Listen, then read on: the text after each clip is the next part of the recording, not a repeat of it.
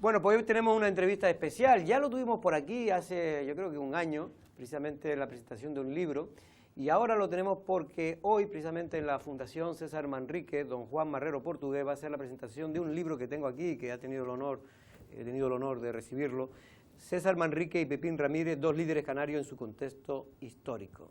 En este caso con don Juan Marrero Portugués, el escritor, vamos a hablar y a charlar de qué va este libro, que yo creo que puede ser muy interesante y muy interesante también para todos aquellos que quieran hoy asistir a la conferencia, que si no me equivoco es a las 8:30 en la sede de las 8:30. A las 8. A las 8.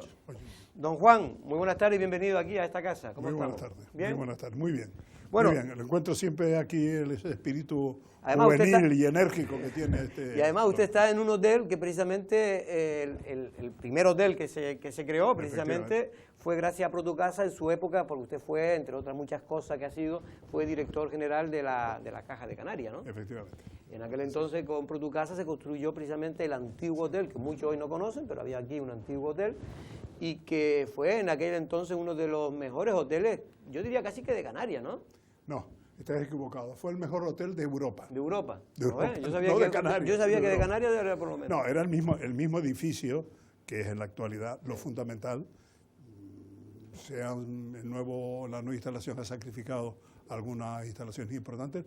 Por ejemplo, la zona de restaurante era un espacio que ocupaba muchísimo y que ha sido suprimido. Y los jardines, por los ejemplo, jardines, pero por cuestiones que eran de costa. Sí, bueno, cuestiones de tipo administrativo, ¿no? Bueno, don Juan, vamos a hablar del libro porque ya de la otra vez ya hablamos de esa otra etapa suya. Hoy me interesa más que la gente hacer un pequeño repaso para aquellos que no puedan ir precisamente y asistir a ese acto que tiene hoy la Fundación César Manrique. En este caso, César Manrique y Pepín Ramírez, dos líderes canarios en su contexto histórico. ¿Por qué dos líderes? Porque lo son per se, está clarísimo, ¿eh? Fueron dos personajes únicos, que seguramente el tándem que se formó el Pepín y César, seguramente fue un caso único en la historia de Lanzarote, por supuesto, y quizás de Canarias. Si el entendimiento de un hombre con un espíritu abierto, como era César, artista, fundamentalmente artista, y de un hombre pragmático y político, como era Pepín Ramírez, no es frecuente. Ese entendimiento entre esas dos personas no es frecuente que se den. Y tan diferentes, ¿no? Y tan diferentes en todos los sentidos. Eran, desde el punto de vista personal, eran contradictorios. César era un hombre extrovertido, era un hombre apasionado, era un hombre carismático. Pepín era todo lo contrario, era un hombre muy seco, muy desprendido, muy ajeno aparentemente a todo lo que ocurría a su anterior, muy frío en todas sus decisiones, ¿no? Muy seco, muy pocas palabras, hablaba muy poco, ¿no? Sin embargo, estas dos personas se entendieron maravillosamente. El origen de ese entendimiento fue naturalmente su primera juventud, habían sido amigos muy jóvenes, y de ahí surgió esa amistad. Esa amistad con la gran suerte enorme de que Pepín tuvo la oportunidad política de hacer una labor y se dejó llevar por el asesoramiento, la gestión y el punto de vista de César, con lo cual la obra pública se transformó en una obra de arte realmente. Es mucho más complejo. Hombre, estoy tratando de simplificar y no logro simplificarlo todo lo que a mí. Pero para ir avanzando, ¿usted cree que hay un antes y un después? Es decir, para que lo entienda todo el mundo la pregunta, si no hubiera existido las dos figuras y ese complemento que hubo entre César y Pepín Ramírez, ¿hoy Lanzarote hubiera sido distinta, mejor, peor? Distinta. Lo que es obvio de que tarde o temprano, gracias a César, vino el turismo, gracias al tándem de César y Pepín, vino el turismo a Lanzarote. Eso está clarísimo. Si no hubiera sido César y Pepín, también el turismo hubiera venido a Lanzarote, pero hubiera sido un turismo de otra clase, con menos categoría, con menos carisma, con menos atractivo, con menos arte. Hubiera sido el turismo que se repite en todas las islas, un turismo convencional. La labor de César, con el apoyo económico y la gestión política de Pepín, transformó ese turismo en un turismo distinto. El turismo de Lanzarote es diametralmente distinto al turismo que existe en el resto de las islas. Es absolutamente diferente. Aquí hubiera habido turismo y Lanzarote hubiera prosperado, pero hubiera prosperado de otra forma. Hubiera sido una isla más con un turismo más. Pepín y César. Más parecido, por ejemplo, a Fuerteventura, por ejemplo. Pues sí, como Fuerteventura, como Gran Canaria, como Tenerife, el turismo convencional, un turismo convencional. La intervención de estos dos personajes extraordinarios transformaron completamente la visión del turismo en Lanzarote y crearon otro tipo de turismo. Ahora digo mi compañero, pero para que la gente sepa, me gustaría saber, que usted le explicara qué relación tenía usted tanto con César como Pepín. ¿Por qué? Porque usted es un hombre de Gran Canaria, vino por aquí, creo que a principios de los años 50, precisamente, si no me equivoco, para abrir la primera delegación de las oficinas de la Caja de Canarias, sí, ¿no? Efectivamente, vino. Y después incluso estuvo como concejal en el ayuntamiento. Sí, sí. Y teniente de alcalde llegó a ser, creo, sí, de Arrecife, sí. ¿no? Primer teniente de alcalde de Arrecife, tercer teniente de alcalde con tu padre, primer teniente de alcalde con Pepín. Bueno, las circunstancias fueron las que fueron, es decir, yo llegué a Arrecife sin conocer absolutamente a nadie. ¿Tu madre había dado un viaje por aquí? Sí, mi madre estuvo aquí, me hablaba, pero me hablaba de sus amigas, de mi madre con 17 años, 18 años. Cuando yo vine aquí ya habían pasado 20 años y ya eran otra familia, pero que me acogieron maravillosamente bien. Me acogieron extraordinariamente bien. Por una serie de circunstancias, bueno, hay una circunstancia clara y evidente que no se puede ocultar. De pronto, Pepín se enamora de mi hermana, con la que se casa, y pasamos a ser cuñados. Y eso fue una vinculación familiar que fue el primer contacto importante que tuve con Pepín. Es decir, realmente las relaciones iniciales de Pepín cuando yo vine aquí, que no era novia de mi hermana, eran las relaciones normales de una persona significativa, que era Pepín, un hombre más o menos, era bastante mayor que yo, llevaba 10 años mayor que yo. Pero coincidimos en algunas cosas, por ejemplo, era muy aficionado al ajedrez y yo también. Y en el viejo casino jugábamos nuestros partiditos, nuestros partidos de ajedrez. Antonio Suárez, ¿no? Que era, también jugaba. Vino después, Antonio López Suárez vino mucho después. Jugábamos y empezamos a hacer una amistad con Pepín. Esa amistad se acentuó porque el íntimo amigo de Pepín aquí en aquellos años era Alfonso Zabaleta, que era el registrador de la propiedad. Y yo, sin embargo, no con Alfonso directamente, pero con la familia Zabaleta sí tenía una enorme amistad de Las Palmas. Entonces el hecho de que yo llegara a Las Palmas un poco apadrinado por la familia Zabaleta, con el papel que hacía un registrador de la propiedad aquí en Lanzarote, en aquella época era todo un personaje, ¿no? La amistad que a su vez tenía Pepín con Zabaleta, y yo que quedé en medio, pues naturalmente eso contribuyó a que tuviéramos ya una amistad inicial. Esa amistad se acentuó cuando Pepín se hace novio de mi hermana, se casan ellos, y ya pasará a ser el clásico cuñadísimo. De toda, y fue Pepín quien le presentó, me imagino, a César Manrique. Y naturalmente, que era su gran amigo. Antes de que César apareciera, César estaba ausente, César estaba entonces... ¿En Nueva York no era? No, todavía no había, Nueva York fue posterior. Estaba en Madrid, bueno, está en Madrid, en París, estaba moviéndose fuera de Lanzarote, pero Pepín ya desde un primer momento me habló de su amigo César, como un hombre excepcional. Y si tengo que decir que el primer viaje que vino César a pasar sus vacaciones a Lanzarote, que hacía ya muchos años que no venía, que fue en el año 53, el verano 53, fuimos a recibirla al aeropuerto, Pepín y yo. Ya fui yo con Pepín. Todavía no ¿Y estaba. ahí fue donde lo conoció? Y ahí fue donde conocí a César. Y en aquel momento, pues, César, viendo las relaciones que tenía con Pepín, pues también se volcó conmigo. La verdad que los dos me llevaban, cada uno me llevaban 10 años. Sin embargo, me admitieron. Quizás como el muchacho más joven, ellos eran ya los hombres más hechos derechos, y todo el tiempo que estuvo Pepín, César aquí en Lanzarote, estuvo permanentemente con Pepín, salvo una sesión, el día o las horas que fuera a ver a su madre. Entonces vivía, ¿no? Entonces vivía. Ahí eso lo cuenta, en el libro lo cuenta usted. Lo cuento ahí. Y estuve permanente con ellos, y se abrió una amistad pues entrañable. Manolo. Estamos hablando de un periodo todavía preturístico, pero en plena etapa franquista, donde ustedes eran personas relevantes dentro de la forma de la administración pública y de los poderes establecidos en aquel momento. ¿Fue eso un impedimento precisamente para desarrollar ese trabajo, o el hecho de estar en la periferia no tenía esos vínculos tan estrechos con la jerarquía establecida? No, vamos a ver. Yo no tenía ninguna vinculación la única vinculación que tenía yo con el franquismo, por decirlo de alguna forma, de alguna forma, es que yo no vine aquí por razones políticas. La Caja Insular de Ahorros de Gran Canaria es una institución absolutamente independiente. Era una fundación que hizo el Cabildo en su día, el Cabildo de Gran Canaria, pero una entidad absolutamente independiente que no tenía que ver nada con las razones políticas que había aquí.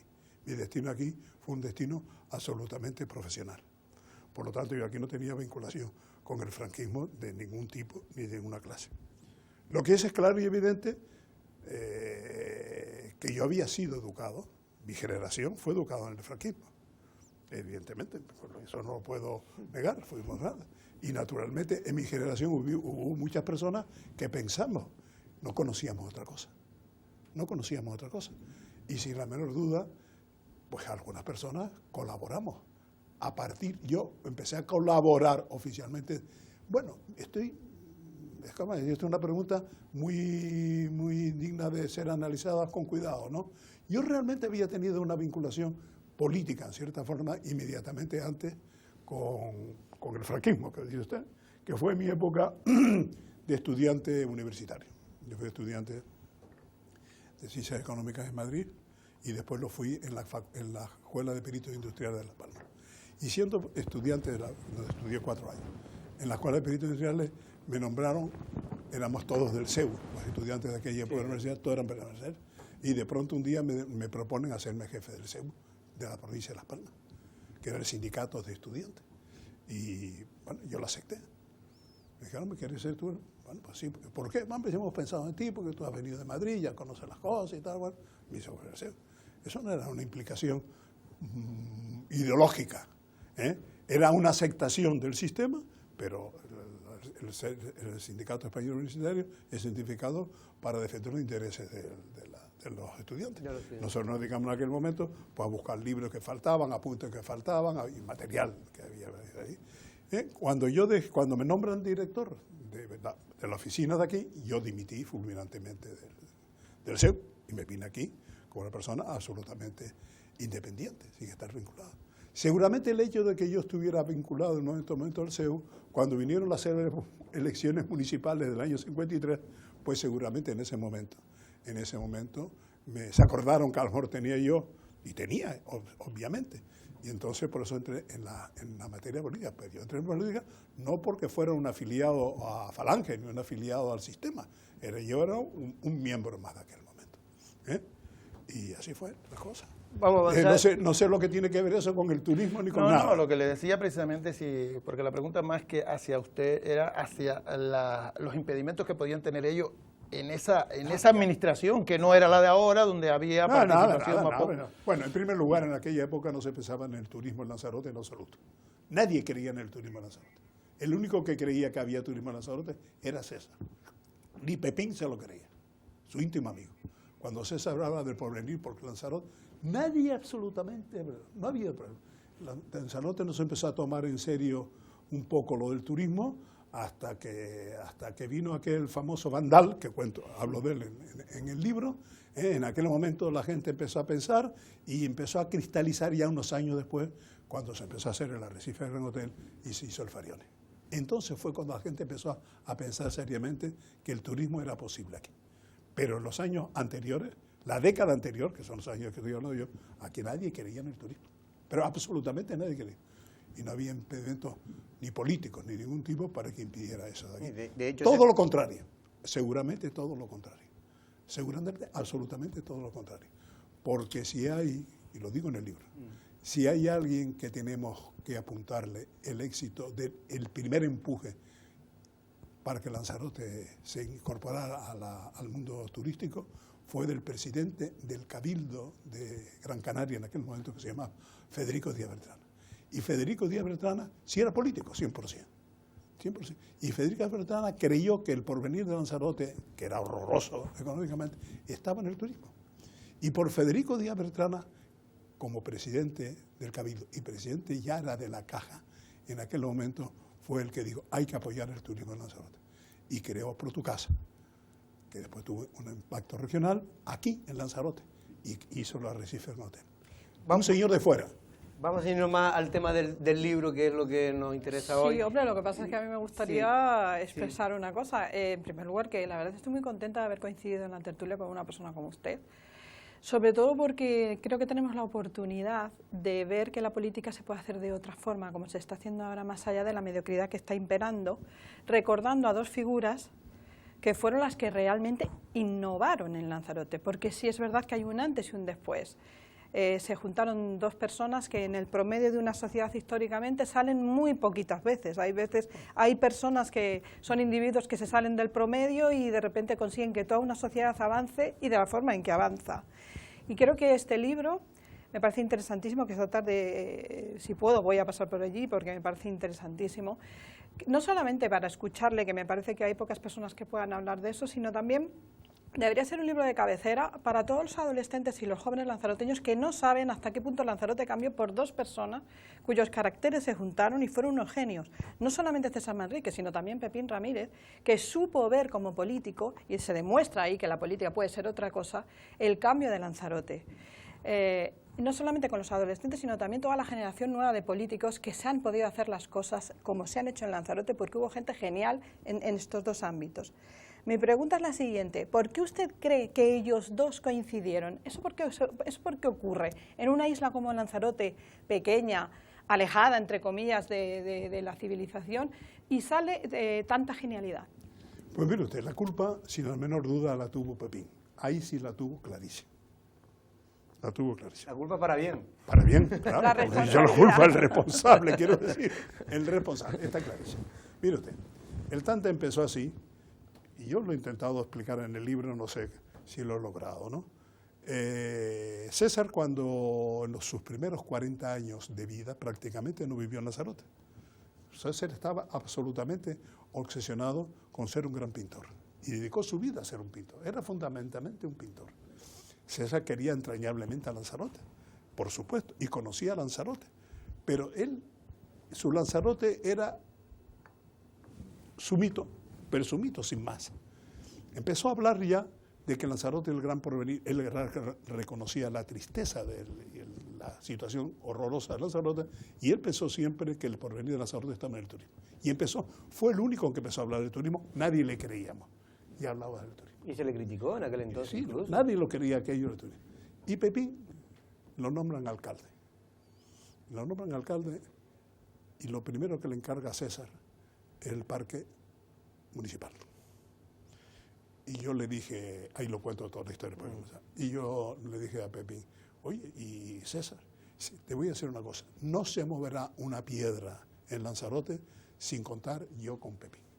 Pepín tuvo la enorme intuición de pensar que César podía ser ese espíritu artístico de altura, que hiciera posible que aquí lo de Lanzarote...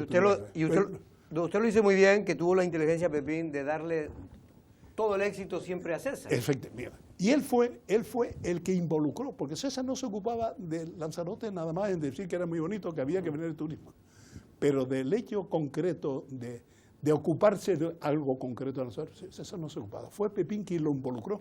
O sea, que no era César el que iba detrás de Pepín, sino al revés, Pepín Pepín fue detrás de César. Para que aplicara todo lo que... Pepín fue detrás de César, lo involucró en el parque, lo involucró cuando empezó a hacer carretera, aquí asombrosamente, por una cosa tan simple con la carretera, que César impuso cómo tenía que ser la carretera, cómo tenía que respetarse el paisaje, cómo tenía que hacerse los cruces, cómo no se podía poner publicidad. Entonces empezó ya César, y lo fue involucrando poco a poco, hasta formar el Tante. Pero fue César quien involucró a César, Pepín quien involucró a César. Y terminaron formando un Tante que se entendieron extraordinariamente bien. Pero el mérito de Pepín fue involucrar a César en la acción directa, sobre Lanzarote, que César no la ejercía, que César era pasivo en ese sentido, era encariñado, su pintura, pero ya ejecutarse y ocuparse, si esta piedra tiene que ir aquí o ir allí, fue Pepín quien le pidió, ¿dónde tiene que ir esa piedra? Y de ahí surgió la maravilla del entendimiento entre ellos. No sé si le he contestado. Sí, perfecto. De todas maneras, yo siempre lo he dicho aquí, que muchas veces el César lo que era, y usted lo dijo antes, era un gran pintor. De hecho, fue de los grandes pintores del arte abstracto en su época, ¿no? De los grandes pintores de España y yo creo que mundial también. Pero es verdad que después hizo una obra ambientalista muy reconocida, como son sobre todo Los Jardines del Agua, El Mirador del Río y otras obras que son lo que componen... Y la hizo porque lo fue involucrando, Pepín.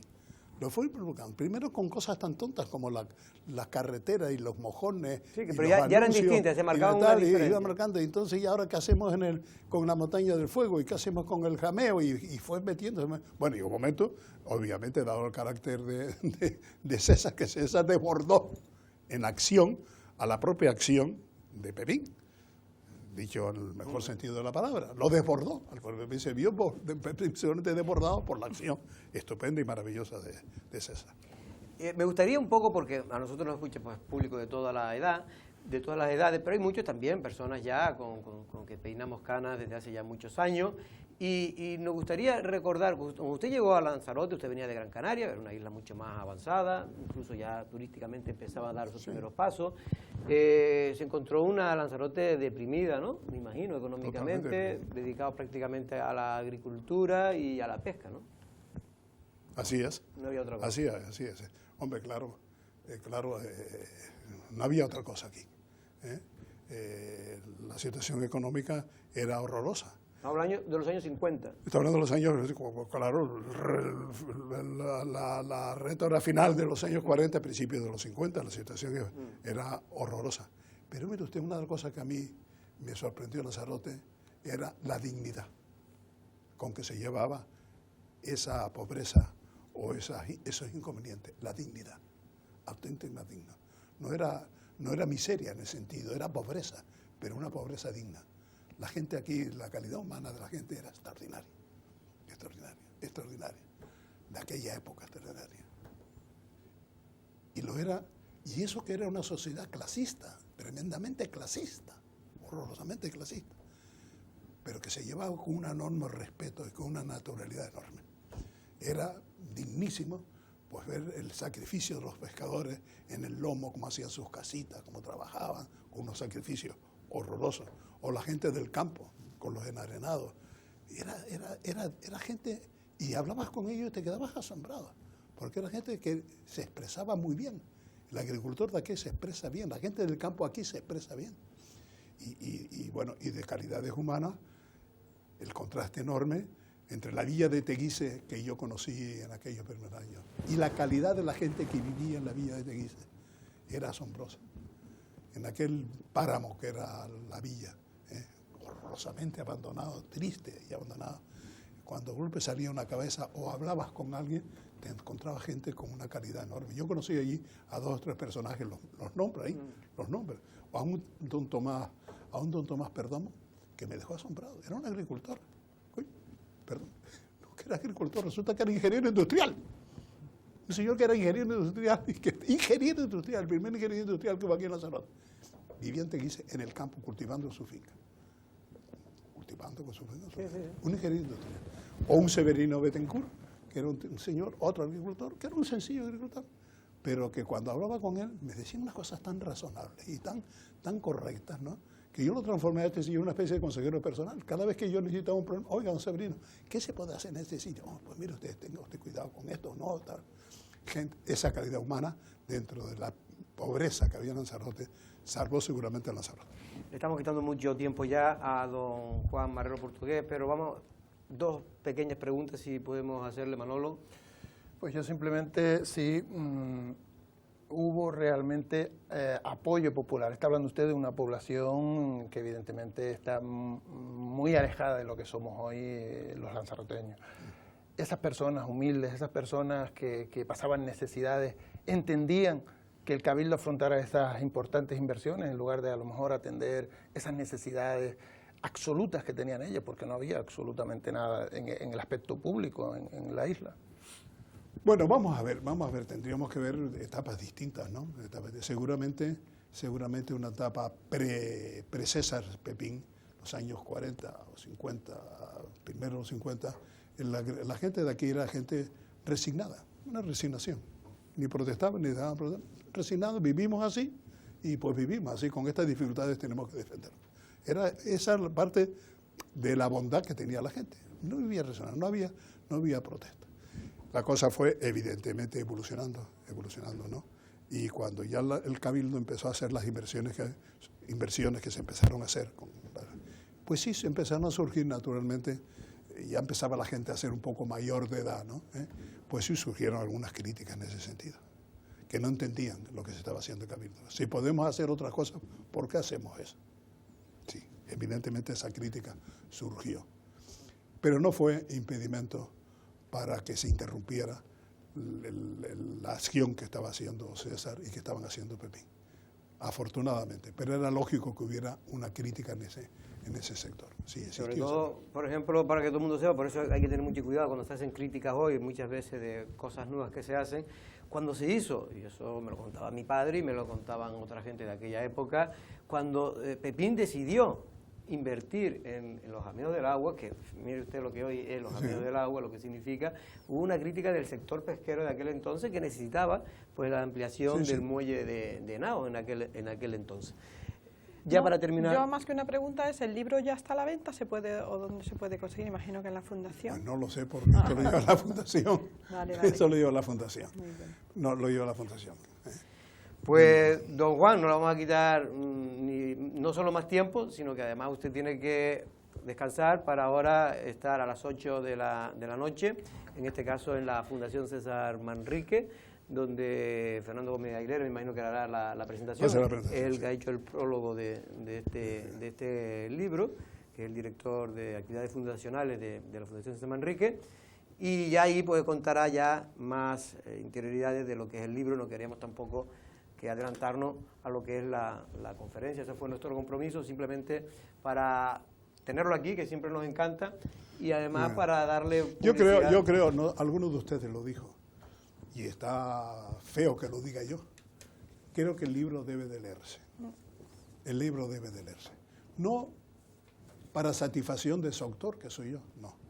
El libro debe leerse por respeto a Pepín y a César, por respeto a ellos. Creo que es un documento que merece ser leído, sobre todo por las nuevas generaciones. Sobre todo por las nuevas generaciones. Así es. Hombre, yo lo leeré, no sé si soy nueva generación, pero yo creo que sí, que es una aportación de una persona que vivió esos momentos, que estuvo cerca de los protagonistas y que nos puede dar su visión con los matices que se quieran, ¿no? Que no tiene por qué ser acertada. Está dicha con todo el cariño y con todo el afecto que yo le tengo a Lanzarote, sin más segundas partes. Aparte que dibuja y refleja una sociedad existente en la época de los años 50, 60 en la isla de Lanzarote. Yo lo que he ojeado, pues unas 40 o 50 páginas, es un libro que tiene pues casi 200 y pico, creo que tiene páginas. Pues la verdad es que yo creo que va a interesar a todos aquellos que están preocupados un poco por conocer lo que fue el Lanzarote, mucho recordar, porque mucho, yo cuando leo esto y yo ya tengo ahí, pues reconozco, por ejemplo, yo recuerdo cuando, y ahí lo refleja, cuando el barco de la luz famoso, cuando se apagaban las luces a las 12 de la noche, se encendía creo que a las 8, a las 9 y a las Eso era donde se encendía. Donde se encendía, que era en Arrecife, no único, era solo en Arrecife. Pues como estás haciendo un resumen, voy a anticipar algo que está hecho con todo cariño. Y el libro es un libro serio. Creo que es un libro serio, ¿no? Pero al final introduzco una broma. He inventado un cuento de fantasía con todos los elementos del libro, que es el que cierra el libro. No les voy a contar el cuento, pero cuento en el que yo me he regocijado porque he puesto ahí todo el cariño y toda la pasión que tengo yo por Lanzarote. Es una broma, pero ahí está. Si tienen curiosidad, léela. Pues don Juan Marrero Portugués, César Manrique y Pepín Ramírez, dos líderes canarios en su contexto histórico, así se llama el libro que hoy se presenta en la Fundación César Manrique a partir de las 8 de la tarde, un libro muy interesante y que refleja, insisto, una historia, o la parte de una historia, la pequeña historia del Lanzarote, del Arrecife, de los años sobre todo 50 y 60, donde emergieron estas dos grandes figuras, César Manrique y Pepín Ramírez. Don Juan, muchas gracias y hasta otra ocasión. Gracias a ustedes. Muchas que tenga gracias. mucho éxito, sin duda, Muchas gracias. este libro, que creo que sí. Y una mala noticia tenemos que darle, me lo están ahora comunicando desde realización, y es que ha muerto la madre de una de nuestras colaboradoras, de Paqui Trujillo. En este caso ya se encontraba mal. El otro día Paqui, que es una profesional, a pesar de que estaba la madre ya en muy mal estado, pues estuvo aquí presente. La verdad que con las lágrimas casi en los ojos, pues pudo mantener la tertulia. Y hoy, pues ahora me acaban de decir que hace escasamente una hora y media, moría la madre de Paqui Trujillo. Desde aquí, un fuerte abrazo a Paqui sobre todo, pero también a toda su familia. Muy buenas tardes y que pasen un feliz día.